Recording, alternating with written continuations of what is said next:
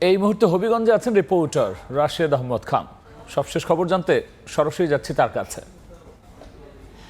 দিনভর হবিগঞ্জে ব্যাপক উত্তেজনা ছিল। হবিগঞ্জে আমরা দেখেছি যে হবিগঞ্জে সকাল থেকে 144 ধারা জারি ছিল। গতকালকে এনসিপির নেতাকর্মীদের উপর হামলার পর আজ এনসিপি এবং ছাত্রদল যুবদল পাল্টাপাল্টি কর্মসূচির কারণে হবিগঞ্জে 144 ধারা জারি ছিল। এবং আমরা সর্বশেষ দেখেছি যে বিকেলে সার্জিস আলম, নাহিদ সহ এনসিপির কেন্দ্রীয় নেতারা মৌলভীবাজার হয়ে হবিগঞ্জে আসার চেষ্টা করেন। প্রথমে তারা হবিগঞ্জে আসার পথে মৌলভীবাজার সীমানা এলাকায় পুলিশের বাধার শিকার হন এবং এক পর্যায়ে তারা বাধাটি ডিঙ্গিয়ে হবিগঞ্জের সীমানায় প্রবেশ করেন এবং হবিগঞ্জের কামাইছড়া পুলিশ ফাঁড়ির কাছে তারা আসার পর আবারও পুলিশের তারা বাধার সম্মুখীন হন।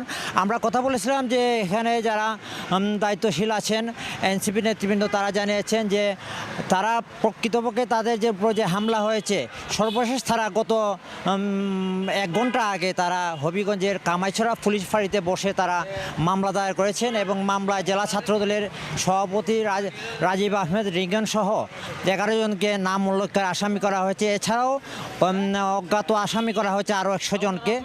এরপর অনেকটা উত্তেজনা হ্রাস পেয়েছে, তবে হবিগঞ্জ শহরে এখনও একটি উত্তেজনাকর এবং থমথমে বা বিরাজ করছে। 144 ধারার কারণে আমরা দেখেছি বিভিন্ন পয়েন্টে পুলিশ প্রহরা চলছিল এবং পুলিশের যে আগমন এবং পুলিশ ছাড়াও বিজেপি এখানে টহল দিচ্ছিল।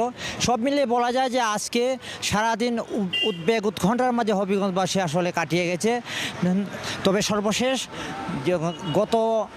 গতকালকের যে ঘটনা, এই ঘটনার পর আজকে মামলা দায়েরের মাধ্যমে এনসিপি তাদের যে এই কর্মসূচি আপাতত তারা সমাপ্ত ঘোষণা করেছে এবং আমরা জেনেছি যে হবিগঞ্জের যে অন্য কর্মসূচি ছিল ছাত্রদল সহ তারাও এই কর্মসূচি স্থগিত করেছে।